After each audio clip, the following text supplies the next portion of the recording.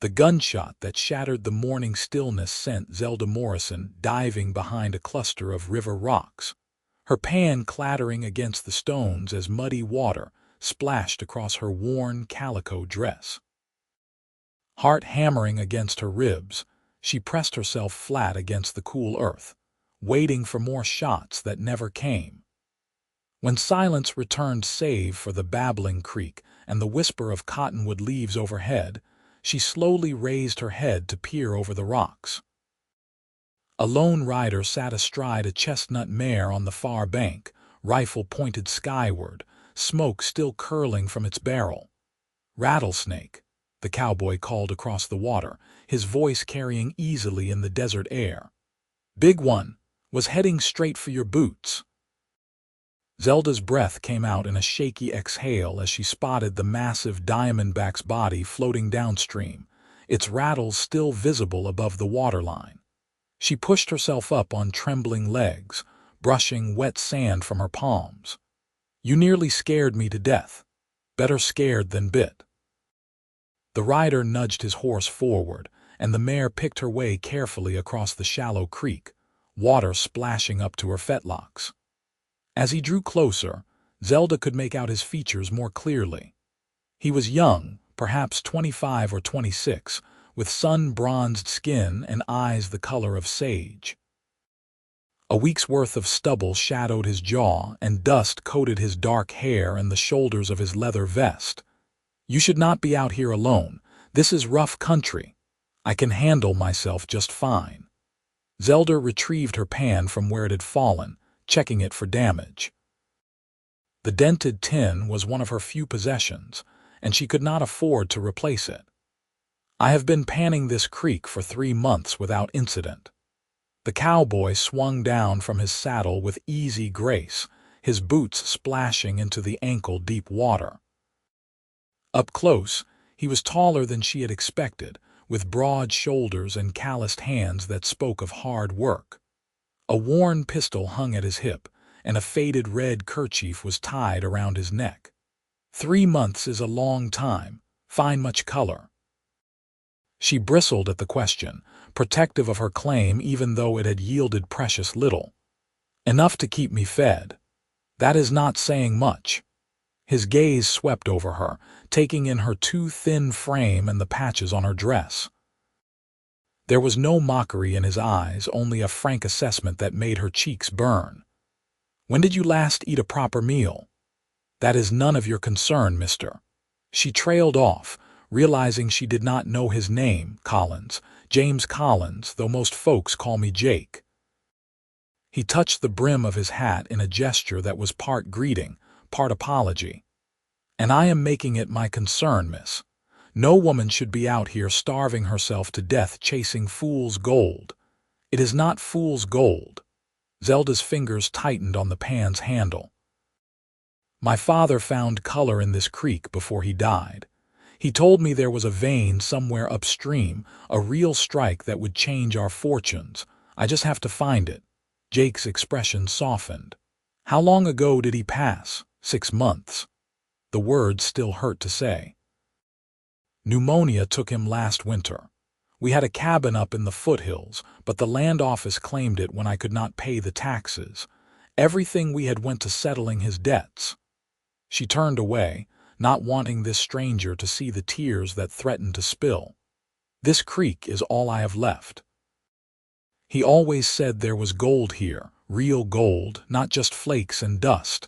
If I can find it, I can buy back our land, start over. And if you cannot find it," Jake's voice was gentle but firm, "what then? You plan to spend the rest of your life bent over this creek, growing thinner and more desperate until the wilderness takes you too? What choice do I have?" The question burst out of her, raw with frustration and grief. "I have no family, no money, no skills beyond washing and cooking and panning for gold. No one in truth or consequences will hire a woman alone, not for anything respectable. This creek is my only hope." Jake was quiet for a long moment, studying her face. Then he said something that made her breath catch. "You are richer than you know. She stared at him, certain she had misheard. "What? You heard me?"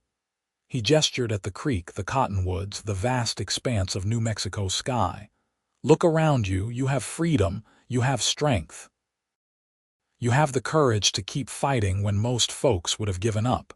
That is worth more than any gold you will pull from this creek." "You cannot eat courage," Zelda said bitterly. "You cannot buy land with freedom. No, but you can build a life with them." Jake met her gaze steadily. "I own a ranch about 15 miles north of here, up in the San Mateo foothills. It is not much, just a small spread with maybe 200 head of cattle and a handful of horses. But I have been looking to hire help. Someone to manage the house, do the cooking and washing, maybe help with the books. The work is hard, but it comes with room and board and fair wages. You would have your own space, your own income. After a few years, you might save enough to buy your own place." Zelda's heart leaped, then immediately sank. "I do not know you. How do I know this is not some trick?" "You could be anyone." "Fair question." Jake reached into his vest and pulled out a worn leather wallet, extracting a folded piece of paper. "This is my land deed, registered with the territorial office in Santa Fe. My ranch is called the Double C, named for my father, Charles Collins. He started the place 20 years ago, and I have been running it since he passed 3 years back. You can ride into truth or consequences and ask about me. Sheriff Martinez knows me, as does Pastor Williams at the Methodist Church and Mrs. Chen, who runs the general store. They will tell you I am an honest man." She took the paper with shaking hands, unfolding it carefully. The official seal and signatures looked genuine, though she had little experience with such documents. "Why would you offer this to a complete stranger?" "Because I know what it is like to lose everything and have to start over." Jake's voice carried the weight of old pain. "When my father died, the ranch was drowning in debt. The bank nearly took it. I worked myself half to death for 2 years, hiring out as a drover and ranch hand while barely keeping my own place running, until I finally paid off what we owed. I swore then that if I ever had the means to help someone in similar straits, I would. You remind me of myself back then. Desperate, proud, and too stubborn to know when you are beaten. I am not beaten." But the protest sounded weak even to her own ears. "Not yet, but you will be if you stay out here much longer." Jake folded the deed and tucked it back into his wallet. "Think about it. I am not asking you to decide right now. But I will be camping about a mile upstream tonight, near the old lightning-struck pine. If you change your mind, come find me before I head back tomorrow morning. Either way, I have some jerky and hardtack in my saddlebags that I can spare. You look like you could use a decent meal." Before she could refuse out of pride, her stomach betrayed her with a loud growl. Jake's lips quirked in what might have been a smile, but he had the grace not to comment. He simply walked back to his mare and began unbuckling his saddlebags. Zelda watched him, her mind churning. Everything about this felt wrong. Women did not go off with strange men to remote ranches, not if they valued their reputation and safety. But then, what reputation did she have left? She was already living alone in the wilderness, grubbing in the dirt for gold that might not exist. The good people of truth or consequences already looked at her with pity and suspicion when she came to town to trade her meager findings for supplies. At least Jake was offering honest work. He returned with a bundle wrapped in oilcloth which he pressed into her hands. "There is dried beef, some biscuits, and a bit of cheese. Not fancy, but it will fill your belly. I cannot pay you." The words stuck in her throat. "I am not asking you to." Jake turned back to his horse, gathering the reins. "Consider it a gift, or payment for the snake I shot if it makes you feel better." "Wait." The word escaped before she could think better of it. "Why did you really come out here? This is not exactly on the way to anywhere." He paused, one foot in the stirrup. For a moment she thought he would not answer, then he settled back to the ground and looked at her directly. "I come out here sometimes to think, to get away from the ranch and the work and the loneliness of it all. My father used to bring me to this creek when I was a boy. We would fish and pan for gold, though we never found much. After he died, I kept coming back. I suppose I hope to feel close to him again." He shrugged, embarrassed. "Foolish, I know." "It is not foolish." Zelda's throat tightened. "I understand." Their eyes met, and something passed between them. Recognition, perhaps, of shared grief and shared resilience. Then Jake swung up into his saddle and touched his hat brim once more. "Think about my offer. You know where to find me." She stood in the creek, water swirling around her ankles, and watched him ride away. The bundle of food felt heavy in her hands, solid and real in a way that her dreams of gold had never been. Around her, the desert stretched endless and indifferent, beautiful and brutal in equal measure. The sun beat down on her shoulders, and her stomach growled again, reminding her of how long it had been since she had eaten properly. Slowly, she waded back to the bank and settled on a flat rock, unwrapping the oilcloth. The smell of the jerky made her mouth water. She tore off a piece and chewed slowly, savoring the salt and smoke flavors. The biscuits were hard but good, and the cheese was sharp and creamy. As she ate, she thought about what Jake had said. "You are richer than you know." The words echoed in her mind, nonsensical and yet strangely compelling. What did he see in her that she could not see in herself? She was 22 years old, orphaned and penniless, with nothing but a battered pan and impossible dreams. How was that rich? But as she sat there, feeling strength return to her limbs with each bite of food, she began to understand. She had survived 6 months alone in country that killed grown men. She had not begged or stolen or sold herself, though all those options had been available. She had kept her dignity and her hope, even when both seemed worthless.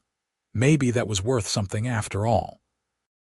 The sun climbed higher, and the creek's babbling seemed to take on a mocking tone. She had been so certain her father was right about the gold. He had been a good man but a dreamer, always chasing the next big strike, the fortune that would change everything. It had driven her mother to an early grave and left Zelda with nothing but debts and empty promises. How many more months could she afford to chase his ghost? She finished the food and carefully folded the oilcloth, tucking it into the pocket of her dress. Then she picked up her pan and waded back into the creek. The water was cold, fed by snowmelt from the distant mountains. She scooped up a pan full of gravel and sand, swirling it with practiced motions, watching the lighter material wash away. A few flakes of gold glinted in the bottom, barely enough to cover her thumbnail. At this rate, she would need another 6 months to earn enough for even a week's worth of supplies. The truth settled over her like a heavy blanket. Her father had been wrong. Or if he had been right, the gold was so deep or so well hidden that she would never find it with just a pan and determination. She needed equipment, capital, expertise.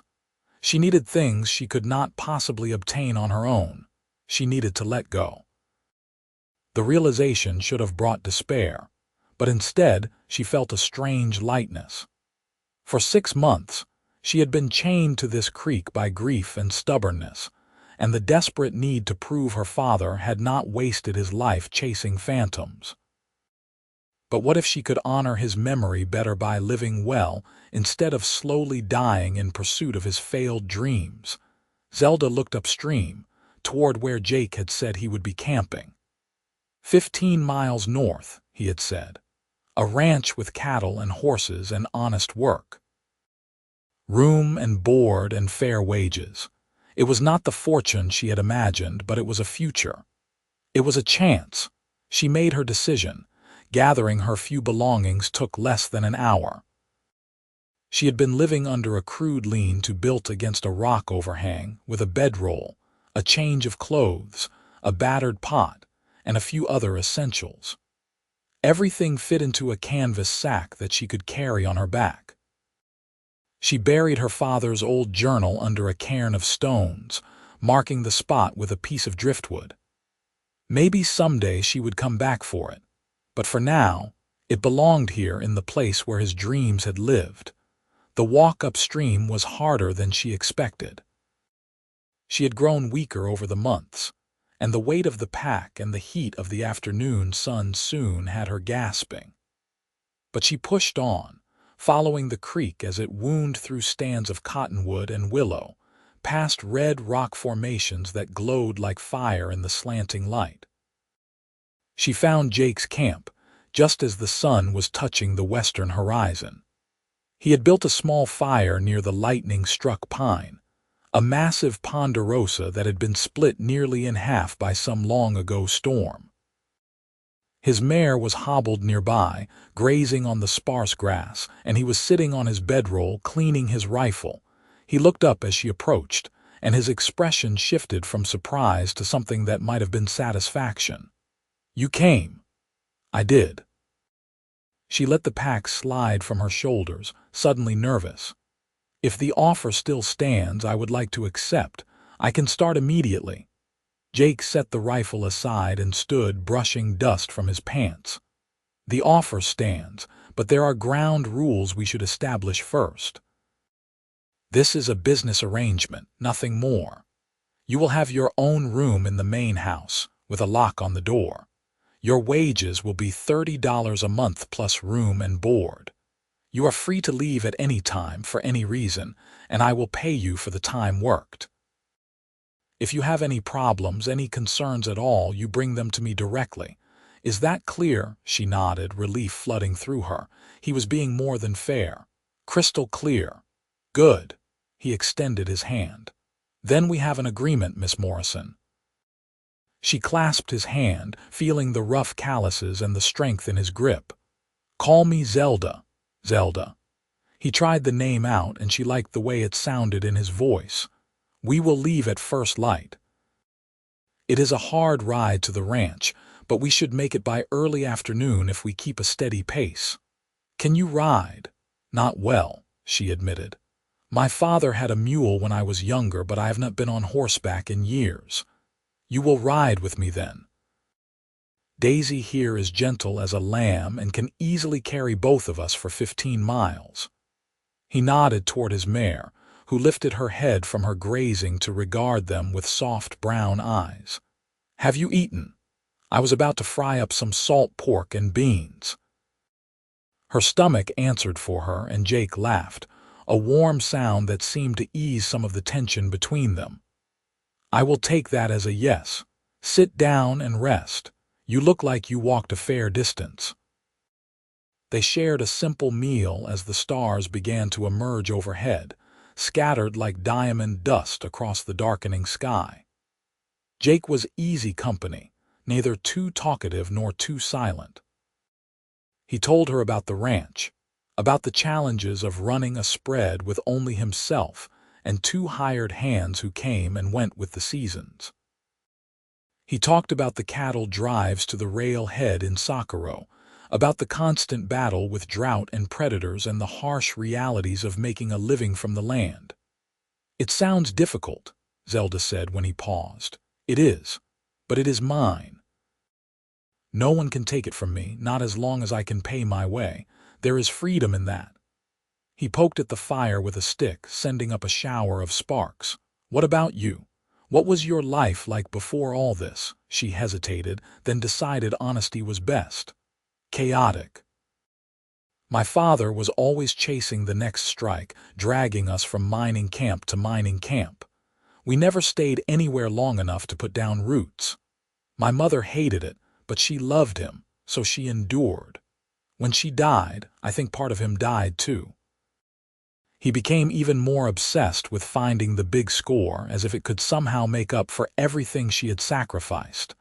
She stared into the flames. "He was a good man, just a broken one.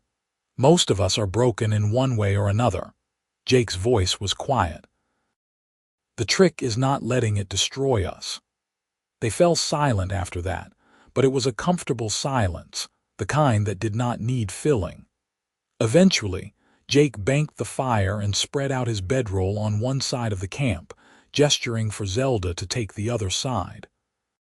He gave her a spare blanket and positioned himself between her and the open country, a wordless gesture of protection that touched her more than any speech could have. She lay awake for a long time, listening to the night sounds of the desert. Somewhere in the distance, a coyote howled and another answered. The wind rustled through the pine needles and the creek murmured its endless song. For the first time in months, she felt something that might have been hope. The next morning dawned clear and bright. Jake woke before sunrise, and Zelda followed suit, rolling up her bedroll and helping him break camp. He saddled Daisy with efficient movements, then held out a hand to help Zelda mount. She settled in front of him, acutely aware of his presence behind her, the solid warmth of his chest against her back. It felt intimate in a way that made her blush, but he maintained a respectful distance as much as possible, his arms on either side of her to hold the reins. "Ready?" he asked. "Ready." They set off as the sun broke over the eastern horizon, painting the desert in shades of gold and crimson. The ride was every bit as hard as Jake had warned. The terrain was rough, all scrub brush and rocky outcroppings, with the occasional arroyo to navigate. But Daisy was sure-footed and patient, and Jake knew the country well, guiding them along paths that were barely visible to Zelda's untrained eye.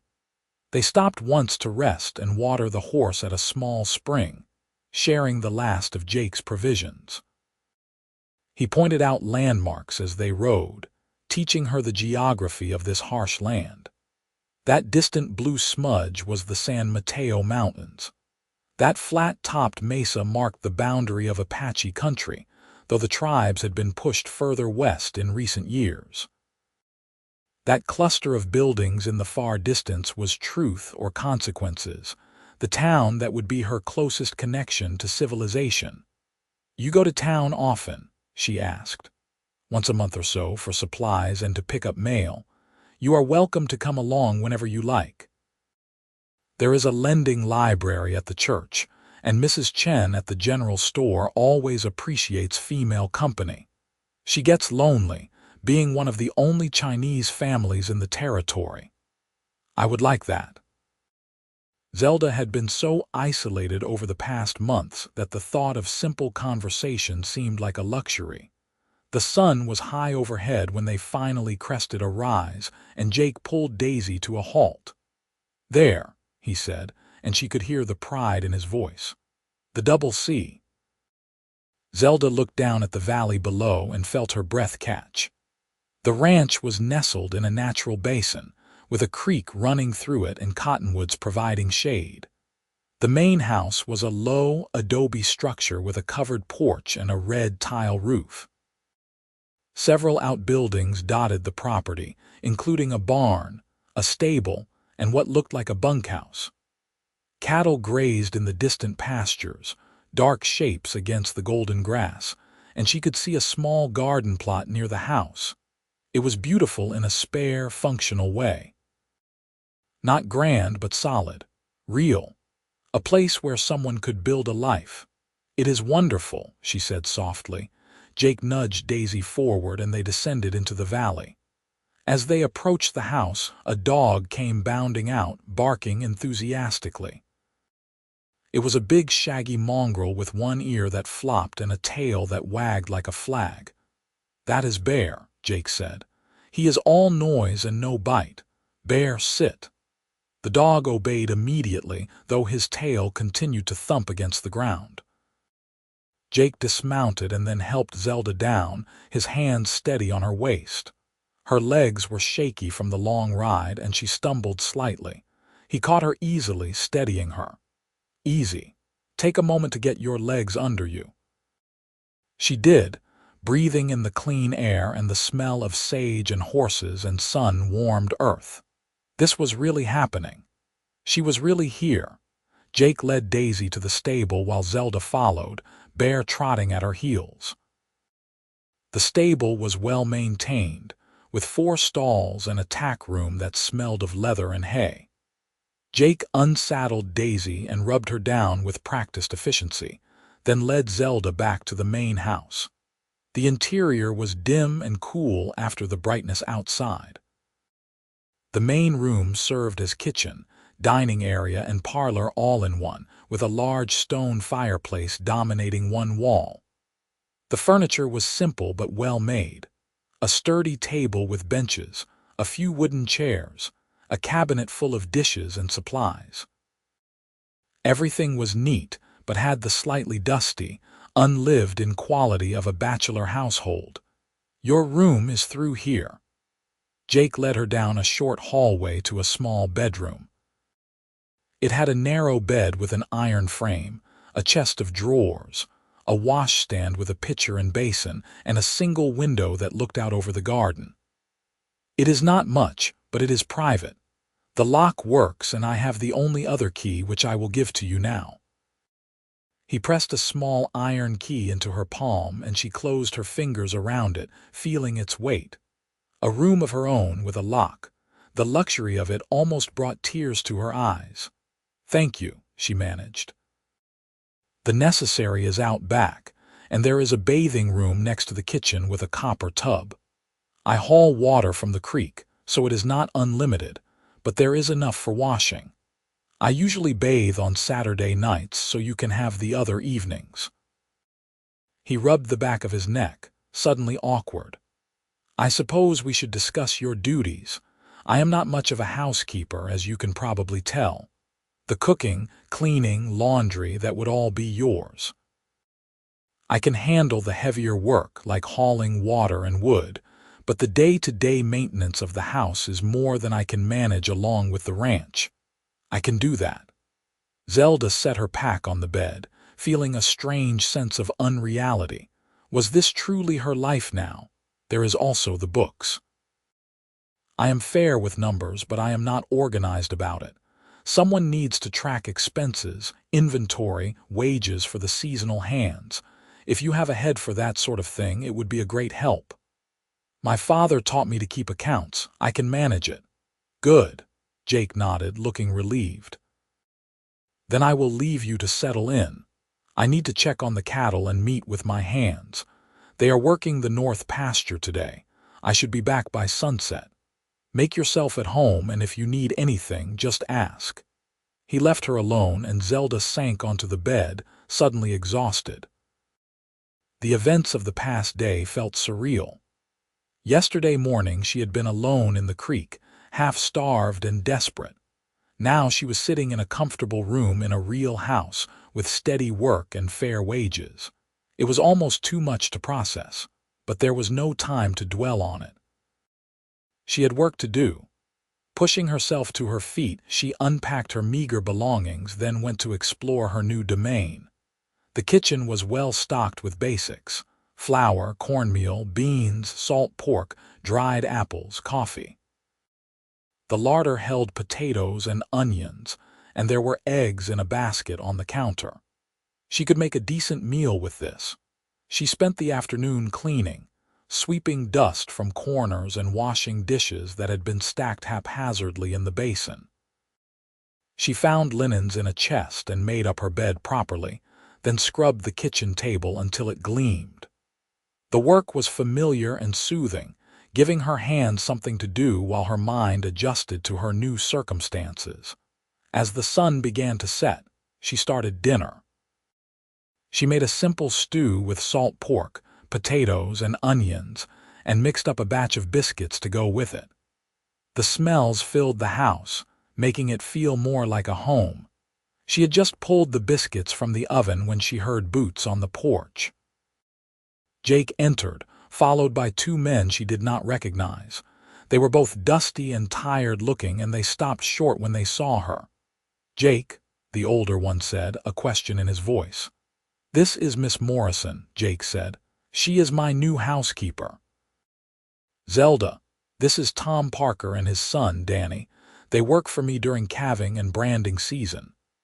Tom was perhaps 50, with graying hair and weather-beaten features.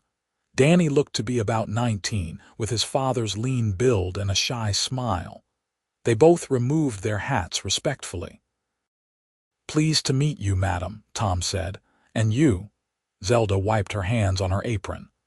"I have made stew and biscuits if you are hungry. There is plenty for everyone."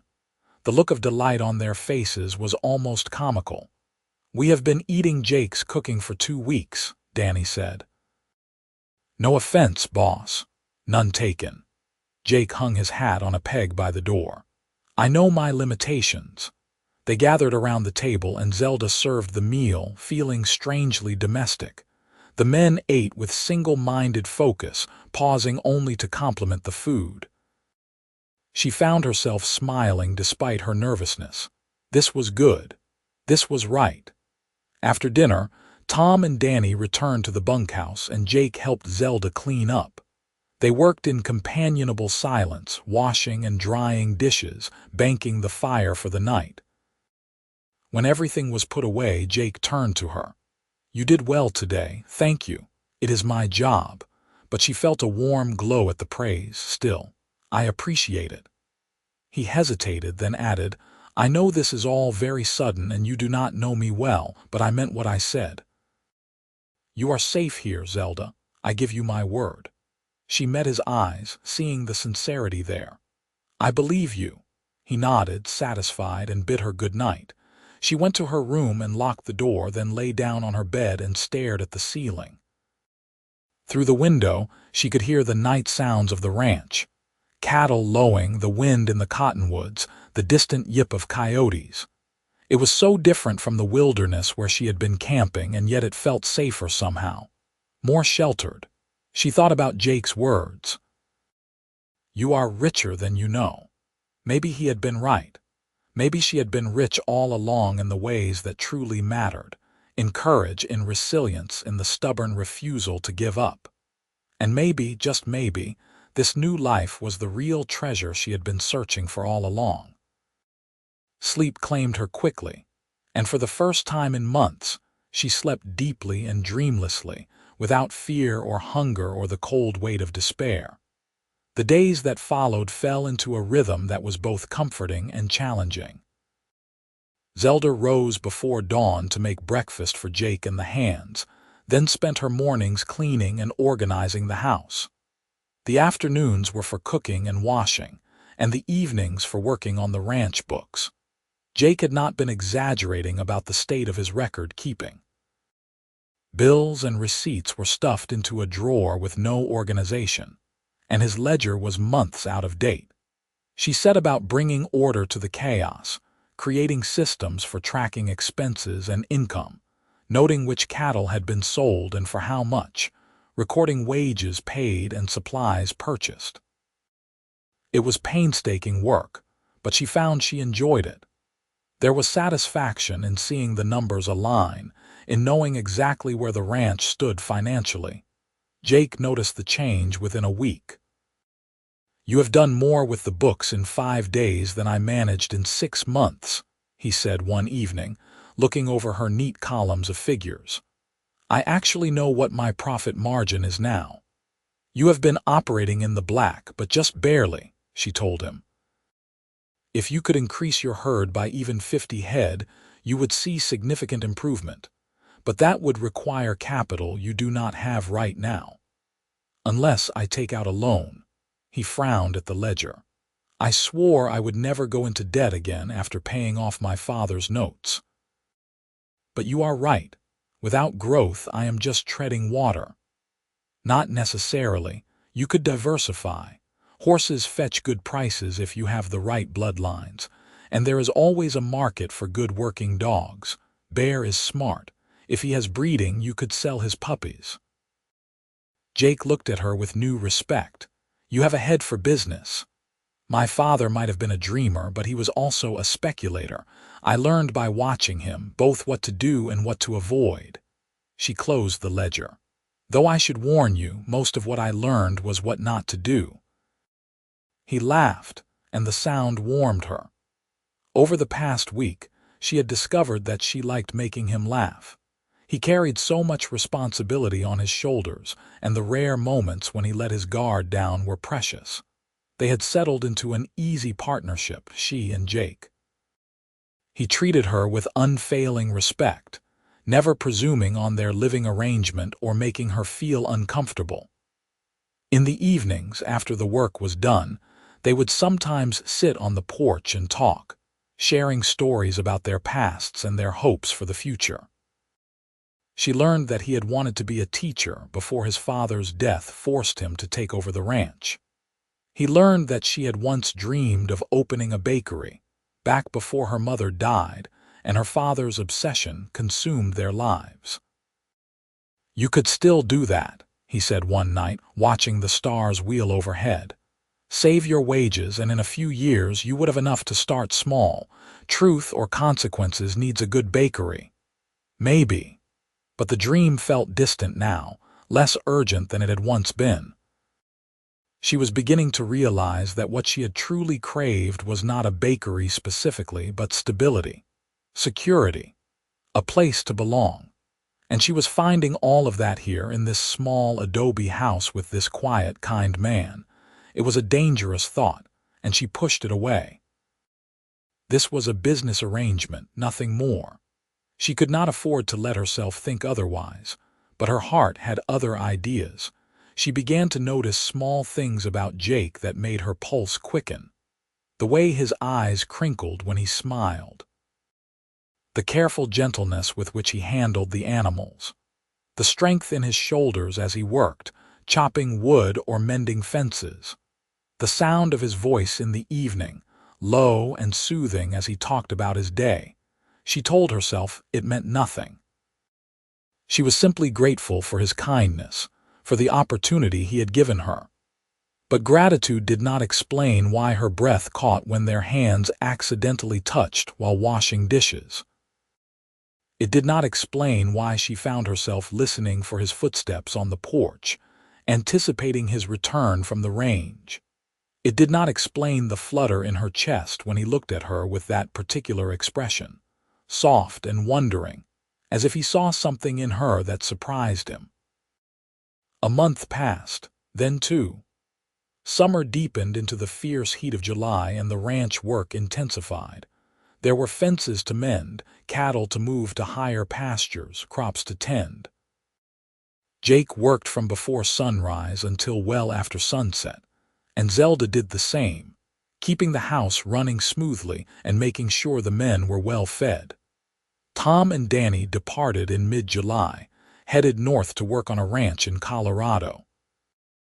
Their departure left the ranch feeling emptier, and for the first time, Zelda and Jake were truly alone except for occasional visits from Jake's friend and sometime ranch hand, a laconic cowboy named Sam who helped out during roundup.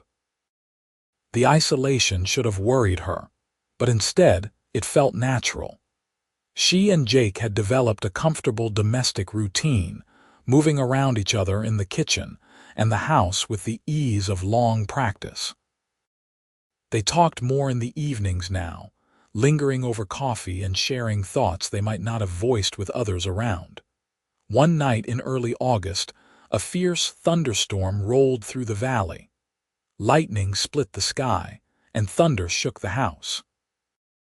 Rain pounded the roof, and the wind howled like a living thing. Zelda stood at the window, watching the storm with a mixture of awe and fear. She had always been nervous during thunderstorms, ever since a lightning strike had killed a miner in a camp where they had lived when she was 10. A particularly loud crack of thunder made her jump, and suddenly Jake was there beside her. "Are you all right?" "I am fine, just startled," but her voice shook, betraying her. "Come away from the window." He guided her to the table where a lamp burned steady and warm. "Sit, I will make tea." He busied himself with the kettle and cups, giving her time to compose herself. When he set the steaming cup in front of her, she wrapped her hands around it, drawing comfort from its warmth. "I hate storms," she admitted. "They make me feel small and helpless. They make us all feel that way." Jake sat across from her, his own cup cradled in his large hands. "But we are safe here. This house has weathered worse than this." "I know, it is foolish." "It is not foolish to be afraid. It is only foolish to let fear control you."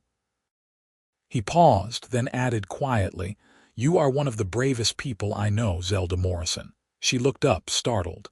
"I am not brave, I am just stubborn." "There is a fine line between the two." His eyes met hers, and there was something in his gaze that made her heart skip. "When I found you in that creek, half-starved and exhausted but still fighting, I knew you were special. Most people would have given up, but not you. You kept going even when it seemed hopeless. That is courage, or madness." But she smiled as she said it. "Maybe both." He smiled back, and for a moment, they simply looked at each other, the storm forgotten. The air between them seemed to thicken, charged with something that had nothing to do with the lightning outside. Then another crash of thunder broke the spell, and they both jumped. Jake laughed, a bit self-consciously, and drained his cup. "I should check on the animals, make sure the barn is secure. Be careful." The words slipped out before she could stop them, revealing more than she intended. He paused at the door, looking back at her. "I will." After he left, Zelda sat alone in the lamplight, listening to the storm rage and feeling her own internal tempest. She could not deny it any longer. She was falling in love with Jake Collins. Maybe she had been falling since that first day in the creek when he had saved her from the rattlesnake and offered her a lifeline. Or maybe it had been a slower process, built from hundreds of small kindnesses and shared moments. Either way, the result was the same. She loved him. The realization terrified her. This was supposed to be a business arrangement, a way to rebuild her life. Feelings had not been part of the plan. And even if she dared to hope that he might feel the same, what then? He had hired her as his housekeeper. Any relationship beyond that would be complicated, potentially scandalous. She could lose everything she had gained. But oh, the way he looked at her sometimes. The way his voice softened when he said her name. The careful respect he showed her, as if she were something precious. Surely that meant something, or was she just a lonely woman reading too much into simple kindness? She did not have answers, and the storm gave her no insights. Eventually, she went to bed, but sleep eluded her. She lay awake, listening to the rain and thinking about the cowboy who had changed her life. The next morning dawned clear and fresh, the storm having washed the world clean.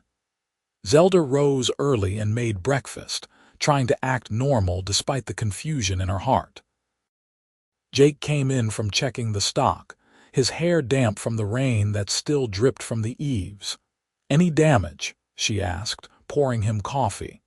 "Lost part of the fence in the east pasture, but nothing we cannot fix. The creek is running high, though. It will be a few days before it is safe to cross." He accepted the cup gratefully, wrapping his hands around it. "I need to ride to town today for supplies. Do you want to come with me?" She hesitated. Part of her wanted to go, to see other people and have a change of scenery. But another part feared what might happen if they spent the day together, just the two of them. Already her feelings were too strong, too dangerous. "I should stay and work on the books," she said finally. "There is a lot to catch up on." If he was disappointed, he did not show it. "All right. I will be back before dark. Is there anything special you need from town?" She gave him a list of kitchen supplies, and he tucked it into his pocket. Then he was gone, riding off on Daisy with Bear trotting alongside, and she was alone with her thoughts. She tried to focus on the ledger, but the numbers swam before her eyes. Finally, she gave up and went outside, walking down to the creek that ran through the property. It was indeed running high, muddy, and fast from the storm. She stood on the bank, watching the water rush past, and thought about the other creek, the one where Jake had found her. "You are richer than you know." She understood now what he had meant. She had been rich in potential, in possibilities. and she had chosen to seize those possibilities, to take the chance he offered. Look where it had brought her. A home, honest work, security, and love, even if it was unspoken and uncertain. I was right about you. She spun around to find Jake standing a few feet behind her. I thought you went to town. I got a mile down the road and realized I forgot the list you gave me. He pulled the paper from his pocket, waving it slightly. But that is not why I came back. Her heart began to pound. It is not. No. He moved closer, his eyes searching her face. I came back because I realized I did not want to spend the day away from you. Because every time I leave this ranch, all I can think about is getting back to you. Because in the 2 months you have been here, you have become the best part of my life, and I cannot imagine going back to the way things were before. She could hardly breathe. Jake, I know this is not what we agreed to. I know you came here for work, not for this. But I cannot keep pretending that what I feel is just employer and employee. It is more than that, Zelda, at least for me. And if I am wrong, if you do not feel the same, just tell me now and I will never mention it again. We will go back to the way things were, and I will respect that. But I have to know. She looked at him, at the hope and fear warring in his expression, and felt her own fears melt away. This was Jake, the man who had saved her, who had given her a second chance, who had treated her with nothing but kindness and respect. The man she loved. You are not wrong, she whispered. I feel it too. The joy that transformed his face was like sunrise. Truly, truly. A laugh bubbled up from her chest, half relief and half disbelief. I've been trying to talk myself out of it for weeks, telling myself it was foolish, that it would complicate everything. But I cannot help it. I love you, Jake Collins. He closed the distance between them in 2 strides, taking her face in his hands. Say it again. I love you. I love you too. And then he was kissing her, tender and fierce all at once, and she was kissing him back, her arms wrapping around his neck as if she could pull him closer still. The world narrowed to the 2 of them, to the press of his lips on hers, the strength of his arms around her, the pounding of her heart that matched his own. When they finally broke apart, both breathless, he rested his forehead against hers. I have wanted to do that since the day I met you. You have not. But she was smiling, giddy with happiness. I have. You were standing in that creek, covered in mud and looking like a half-drowned cat, and I thought you were the most beautiful thing I had ever seen, so fierce and determined and alive. He brushed a strand of hair from her face, his touch achingly gentle. I knew right then that I wanted to know you, to be near you. Everything else was just an excuse. You offered me a job because you wanted to court me, she laughed in delight. That is very unconventional. I could not exactly leave you in the wilderness, and I thought if I could just get you to the ranch, give you time to see that I was a decent man, maybe you would give me a chance. He grinned, sheepish. It seemed like a good plan at the time. It was a good plan. She kissed him again, marveling at the fact that she could, that this wonderful man loved her back. The best plan. They stood there by the creek for a long time, holding each other and talking about everything and nothing. Jake missed his trip to town entirely, and neither of them cared. This was more important. They were mapping out a new future, one that included both of them. I want to marry you, Jake said as the sun climbed toward noon. If you will have me. Zelda's heart soared. Yes, 1,000 times yes. I do not have much to offer. The ranch is doing better thanks to you, but we will never be rich. It will be a hard life sometimes. I do not care about being rich. She cupped his face, looking into his eyes. I have everything I need right here. You were right that day in the creek. I am richer than I know. Because I have you. He kissed her again, and in that kiss was a promise. A future. A love that had grown from desperation into something real and lasting and true. They were married a month later in the small Methodist church in Truth or Consequences, with Pastor Williams officiating and half the town in attendance. Mrs. Chen from the general store stood up as Zelda's witness, and Sam, Jake's ranch hand friend, served as his. Zelda wore a simple blue dress that she and Mrs. Chen had sewn together, and Jake wore his best suit, brushed and pressed for the occasion. It was a modest affair, but it was perfect. As they stood before the altar and spoke their vows, Zelda felt a sense of rightness that went bone deep. This was where she was meant to be, with this man, building a life together. The reception was held at the ranch, with tables set up in the yard and food contributed by half the county. There was music and dancing and laughter, and Zelda found herself surrounded by people who had become friends over the past months.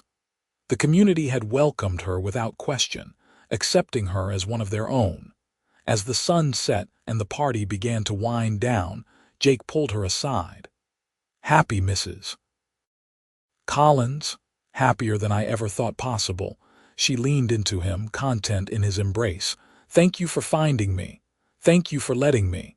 He kissed her temple, then led her back to the house. Their house now, truly. Their home. That night, in the quiet privacy of their bedroom, they came together as husband and wife, and it was everything Zelda had hoped for and more. Jake was tender and patient, making her feel cherished and desired. And when they finally lay tangled together in the aftermath, she felt complete in a way she never had before. "I love you," she whispered into the darkness. "I love you too." His arms tightened around her. Always. The months that followed were the happiest of Zelda's life. She and Jake worked the ranch together, partners in every sense of the word. He taught her to ride properly, and she proved to be a quick learner, soon able to help with the cattle and horses. She continued to manage the books and the household, and under her careful stewardship, the ranch began to truly prosper. They saved every penny they could, and in the spring, they used their savings to purchase a small herd of horses with good bloodlines, just as Zelda had suggested. By summer, they had their first foals, pretty little things that would fetch good prices once they were trained. The ranch was growing, and so was their happiness. In the autumn, Zelda began to suspect she was with child. The signs were unmistakable: the nausea in the mornings, the exhaustion, the changes in her body. She waited to tell Jake until she was certain, and when she finally shared the news over dinner one evening, his reaction was everything she could have wished. A baby. His face lit up with pure joy. "Truly, truly. The doctor in town confirmed it. I am about 3 months along. The baby should arrive in early spring." He whooped with delight, sweeping her up in his arms and spinning her around despite her laughing protests. "We are going to have a baby. Zelda, we are going to be parents." "I know." She was laughing and crying at the same time, overwhelmed by happiness. "Are you pleased?" "Pleased. I am over the moon." He set her down carefully as if she were made of glass. "Are you feeling well? Do you need anything? Should you be working so hard?" "I am fine. Women have been having babies since the beginning of time. I am not going to break." But she was touched by his concern. "Though I might need to cut back on the riding as I get further along. Of course, whatever you need." He placed a hand on her still flat stomach, wonder in his eyes. "A baby." "Our baby." They spent the rest of the evening making plans and dreaming aloud. They would convert the small storage room next to their bedroom into a nursery. They would need a cradle and clothes and so many other things. Jake was already mentally calculating how many cattle they could sell to pay for it all, but Zelda just laughed and told him they had plenty of time to prepare. That winter was harsh, with heavy snows and bitter cold that kept them close to the house. But inside, they were warm and content, planning for the future and marveling at the miracle growing within Zelda.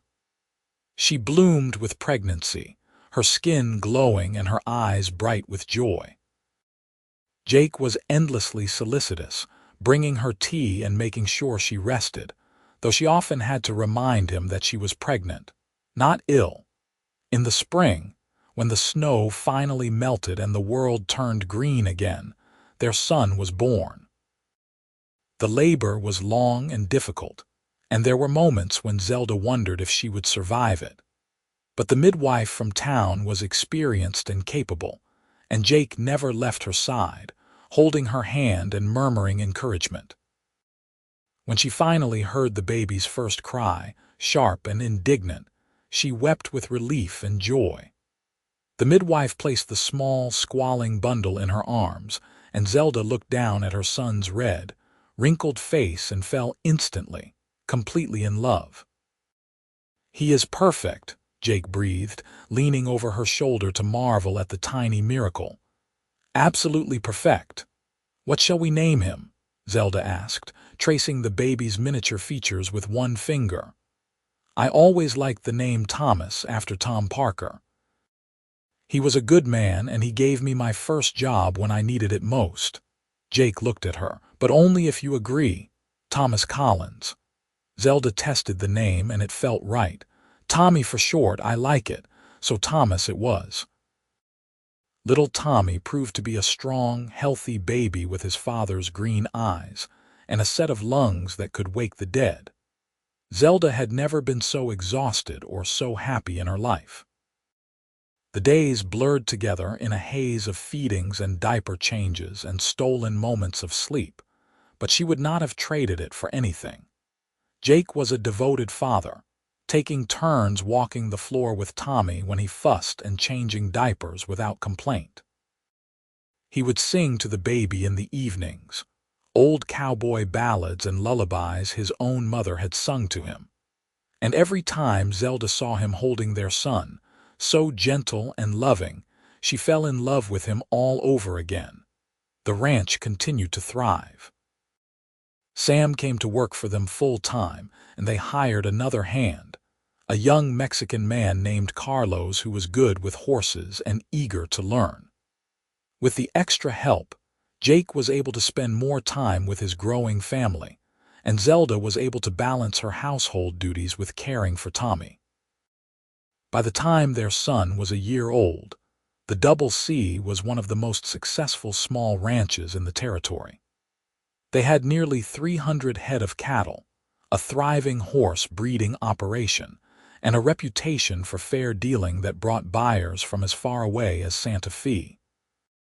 But for Zelda, the true measure of their success was not in cattle or dollars.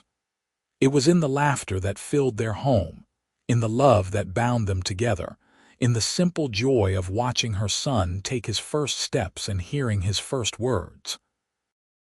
It was in the quiet evenings when she and Jake would sit on the porch after Tommy was asleep, holding hands and watching the stars, content in each other's presence. One evening, as they sat like that, Jake turned to her.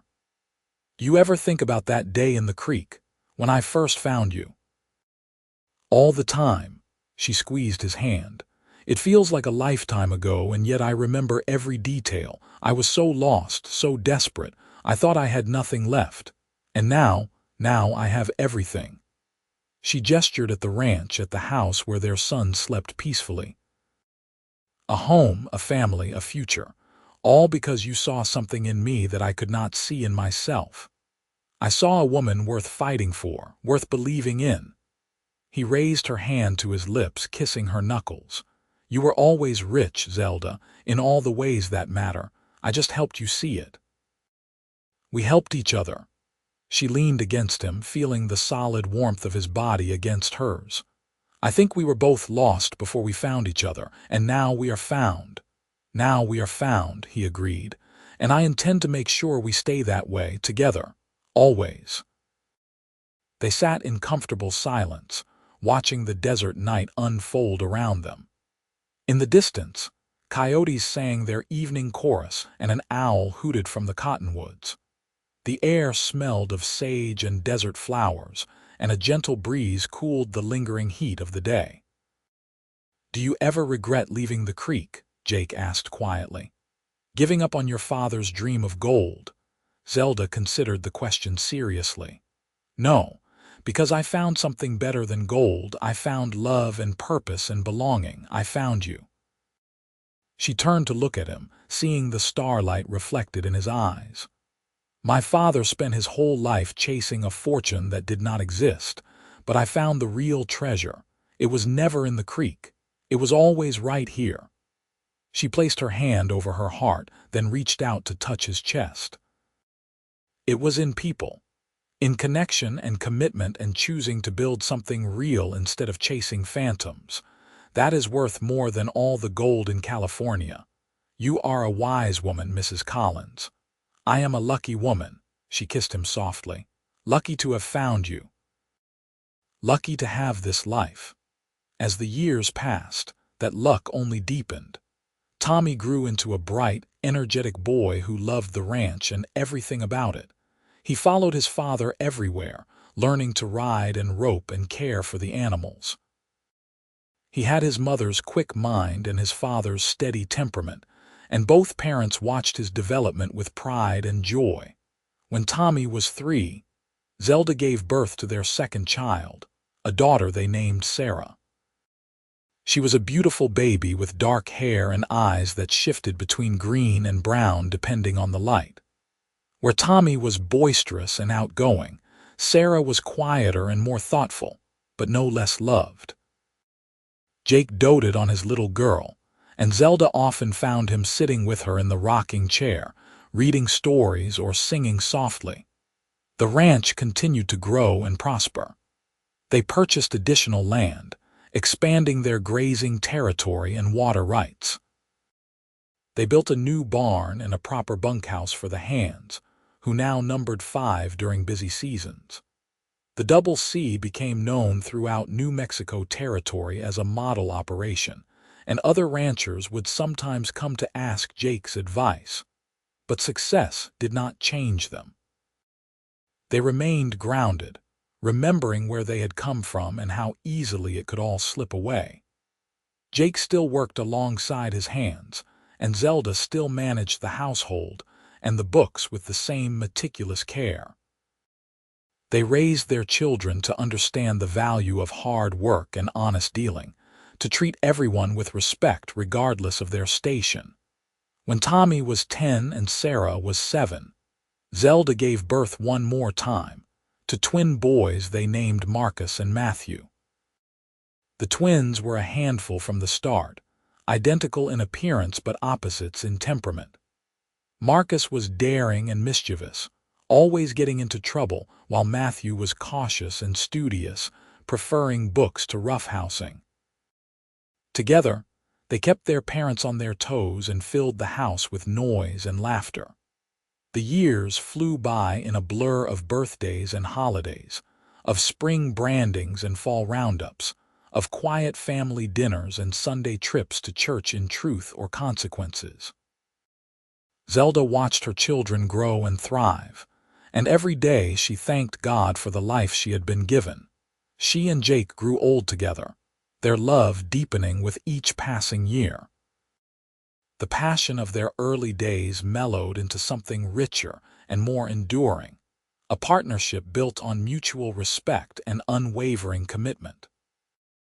They had their disagreements, of course, as all couples do, but they always worked through them, refusing to let anger or pride damage what they had built. When Zelda turned 45, Jake threw her a surprise party at the ranch. All their friends and neighbors came, and their children had grown into fine young adults. Tommy was 22, already managing much of the ranch and courting a sweet girl from town. Sarah was 19, teaching at the school in truth or consequences, and talking about attending normal school to get her certificate. The twins were 15, still finding their way but showing promise in different directions. Marcus wanted to be a cowboy, while Matthew dreamed of becoming a lawyer. As Zelda stood on the porch, looking out at the gathered crowd, she felt overwhelmed by gratitude. How had she gotten here? How had the desperate, half-starved woman panning for gold in a lonely creek become this person, surrounded by love and abundance? Jake appeared at her elbow, slipping an arm around her waist. "What are you thinking about? That day in the creek. When you told me I was richer than I knew, and were you, I was. But I did not understand it then. I thought riches meant gold and money and security. But the real wealth was in the possibilities, in the choices I had not yet made, in the future that was waiting for me if I was brave enough to reach for it." She turned to face him, cupping his weathered face in her hands. "You helped me see that. You changed my life, Jake Collins." "You changed mine too." He kissed her forehead, gentle and loving. "Every day for the past 23 years has been a gift because of you. You made this house a home. You gave me children and purpose and a reason to be better than I was. If anyone is rich, it is me. We are rich together." She smiled up at him. "Rich in love and family and all the things that truly matter. The richest people in New Mexico territory," he agreed and pulled her close. They stood like that for a long moment, two people who had found each other against all odds and built something beautiful from nothing. Around them, their children laughed and their friends celebrated, and the ranch they had built together hummed with life and prosperity. Later that evening, after the guests had departed and the children had gone to bed, Zelda and Jake took a walk down to the creek that ran through their property. It was not the same creek where they had met, but it reminded her of that day nonetheless. The water babbled over smooth stones, and moonlight turned it to silver. "You ever wonder what would have happened if I had not come along that day?" Jake asked, skipping a stone across the water. "I try not to." Zelda shivered despite the warm night. "I probably would have died in that wilderness, alone and forgotten. Or I would have given up and sold myself into some terrible situation just to survive. Nothing good waited for me on that path. But you did survive, because you were strong enough to accept help when it was offered. Because you were brave enough to take a chance on a stranger." He turned to her. "I think you would have found a way, even without me. You are too stubborn to let the world defeat you. Maybe, but I am glad I did not have to find out." She took his hand, intertwining their fingers. "Everything good in my life started the day you rode up to that creek. You were my miracle, Jake, my second chance. And you were mine." He raised her hand to his lips, kissing it with the same tenderness he had shown on their wedding day. "I love you, Zelda Collins, today and always." "I love you too. Forever." They walked back to the house hand in hand, two souls who had found each other in the vast wilderness and chosen to build a life together. Behind them, the creek sang its eternal song, and above them, the stars wheeled in their ancient patterns. The desert night was full of mystery and danger, but they had no fear. They had each other, and they had the rich life they had created together. And that was worth more than all the gold in the world. The years continued to unfold in their measured way. Tommy married his sweetheart, a rancher's daughter named Emily, and they built a small house on the far corner of the Double C land. Within 2 years, they gave Jake and Zelda their first grandchild, a beautiful little girl named Abigail. Zelda cried the first time she held her granddaughter, overwhelmed by the continuity of it all, the way life cycled forward in an endless chain of love and hope. Sarah did go to normal school and became a certified teacher, but she never married, content with her work and her independence. She became a beloved fixture in Truth or Consequences, known for her patience and skill with even the most difficult students. She visited the ranch often, and her nieces and nephews adored their Aunt Sarah, who always had a story or a treat in her pocket. Marcus, true to his nature, became a bronc rider on the rodeo circuit, traveling throughout the West and sending back letters full of adventure and narrow escapes. Matthew did become a lawyer, studying in Denver and eventually opening a practice in Santa Fe. He married a judge's daughter and had 3 children of his own, visiting the ranch whenever his work allowed. Jake and Zelda watched their family grow and branch, becoming the anchors that held everyone together. The ranch remained the heart of it all, the place where everyone returned for holidays and celebrations, for comfort and connection. Zelda maintained the tradition of big family dinners every Sunday, when everyone who could make it would gather around the long table, eating and talking and laughing late into the evening. When they had been married 30 years, their children threw them an anniversary party that rivaled their original wedding.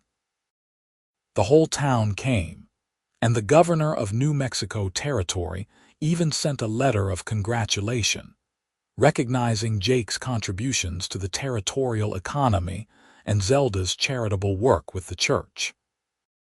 That night, alone in their bedroom, Zelda looked at Jake and marveled at how the years had changed them.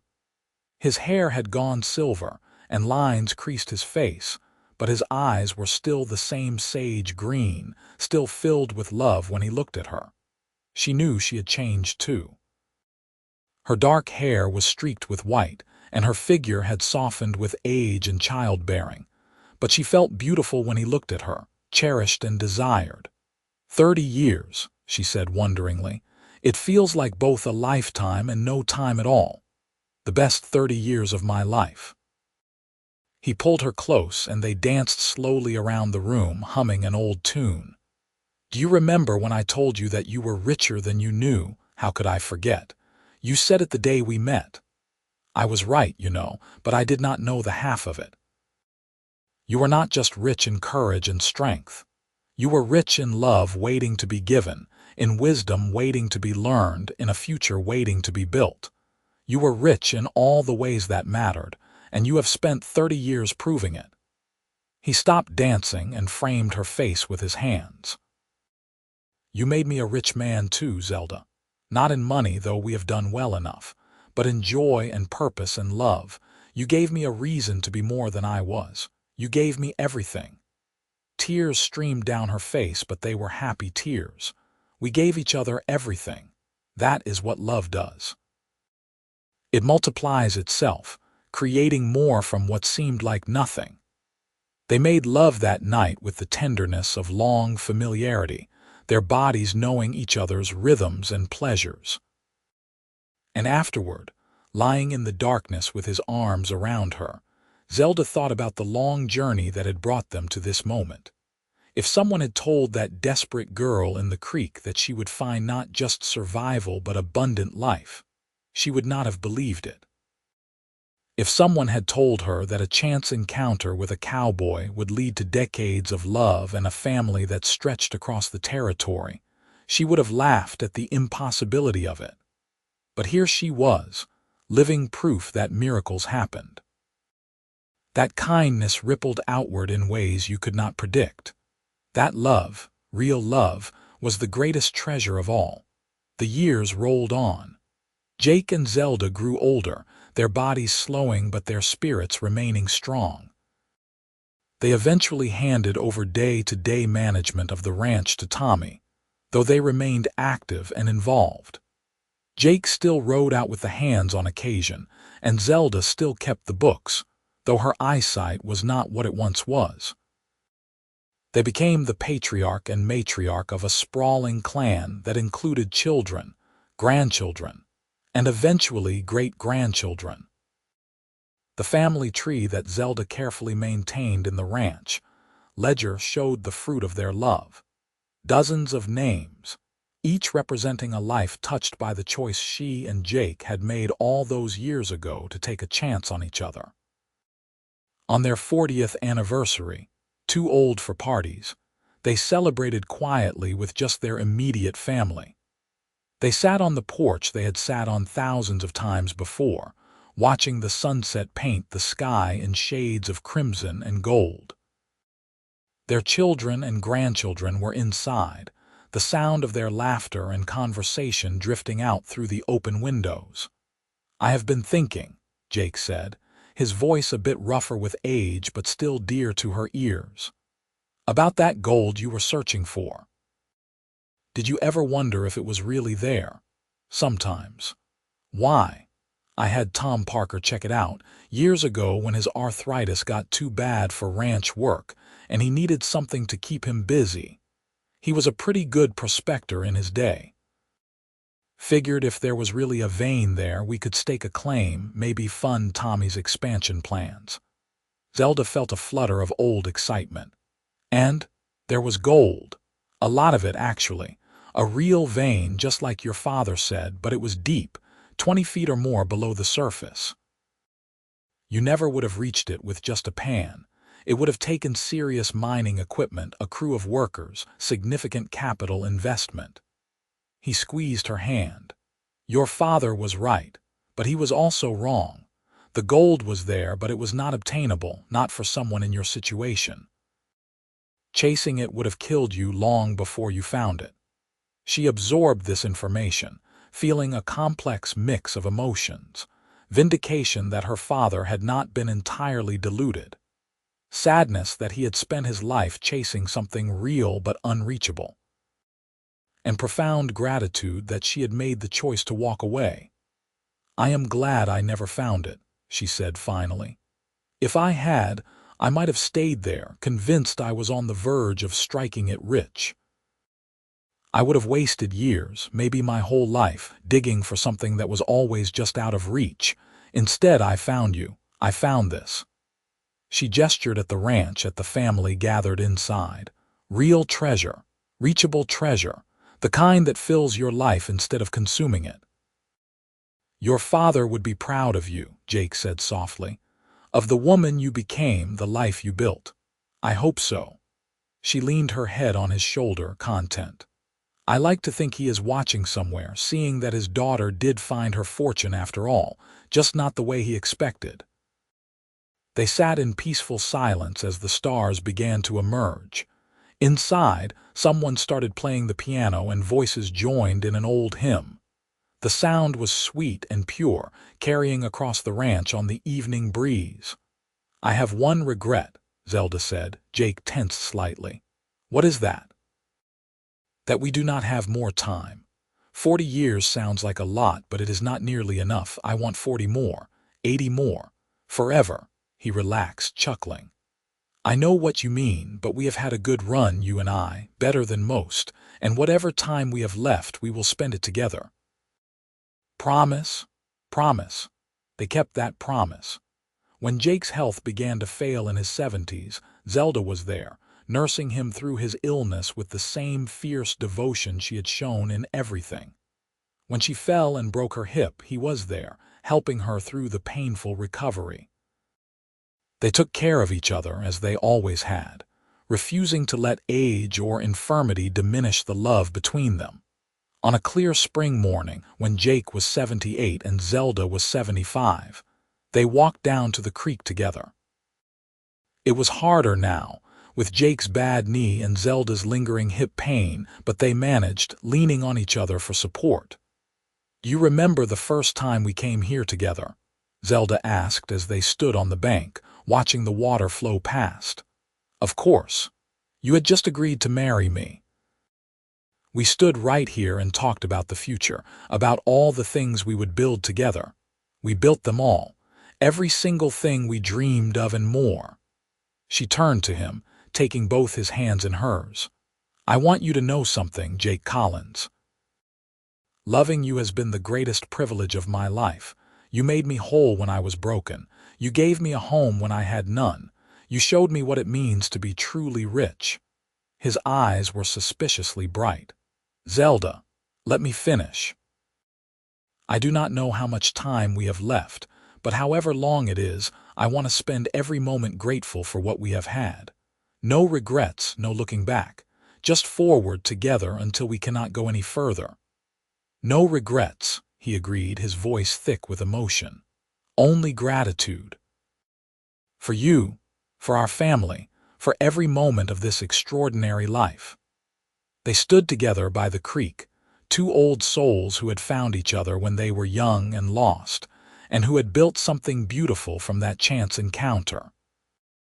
The water sang its eternal song, and the cottonwoods rustled overhead, and the ranch they had created together hummed with life and purpose. Time passed, as it must. They celebrated birthdays and anniversaries, welcomed great-great-grandchildren into the world, said goodbye to old friends who went before them. They grew frailer but never lost the essential connection that bound them together. Jake passed first, dying peacefully in his sleep at the age of 81 with Zelda holding his hand. She wept for him, mourned him deeply, but she did not break. He had taught her too well about strength and resilience.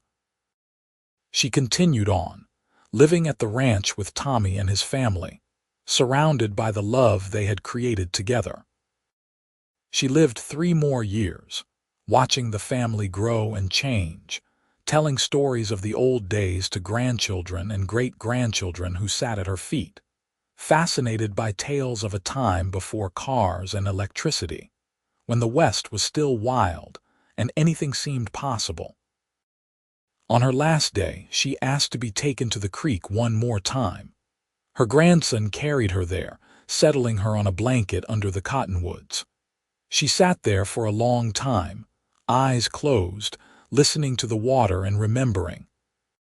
She remembered a desperate girl, panning for gold that was not there.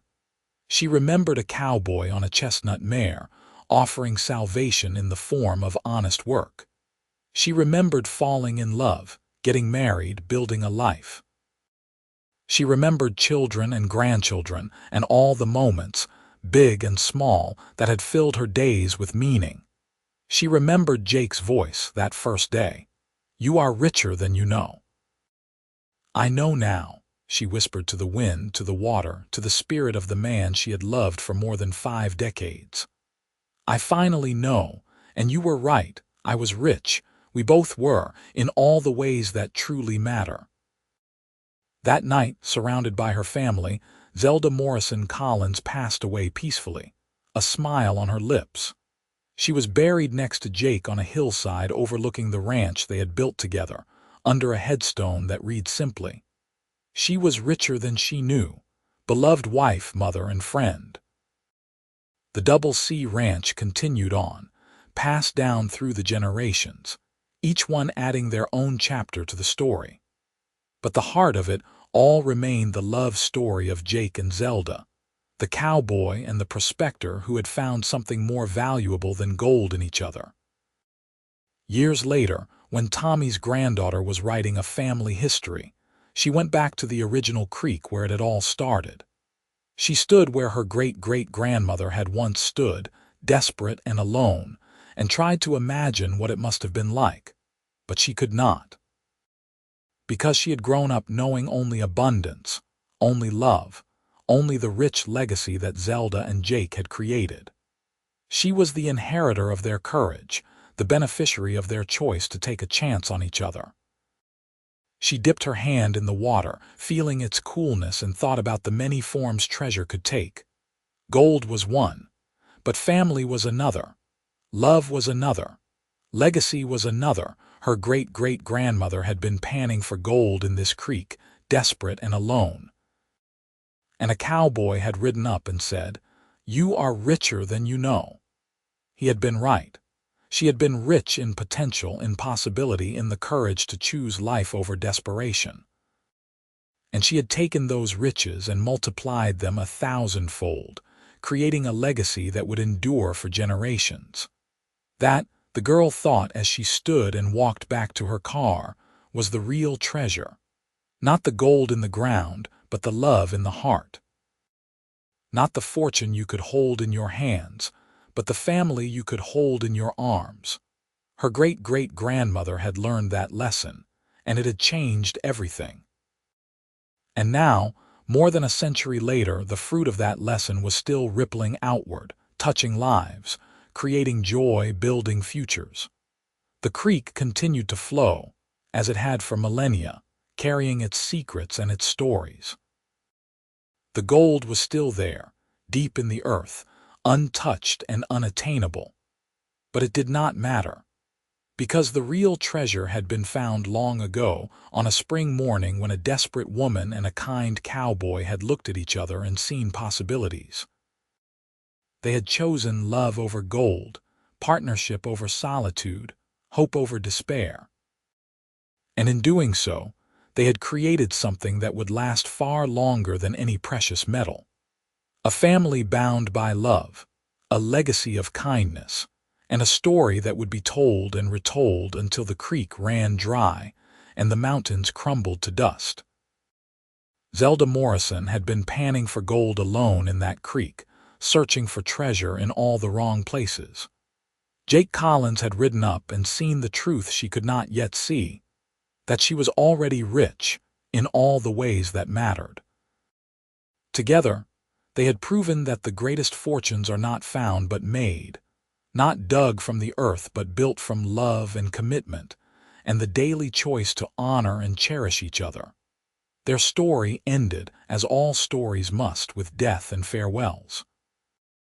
But it also never ended, because it lived on in every descendant who inherited their courage, every child who heard the tale, every heart that was moved by the reminder that real wealth has nothing to do with gold and everything to do with how we love and who we choose to love. The cowboy had been right. She was richer than she knew. And in realizing that truth and living it fully, she had become richer than she ever imagined possible.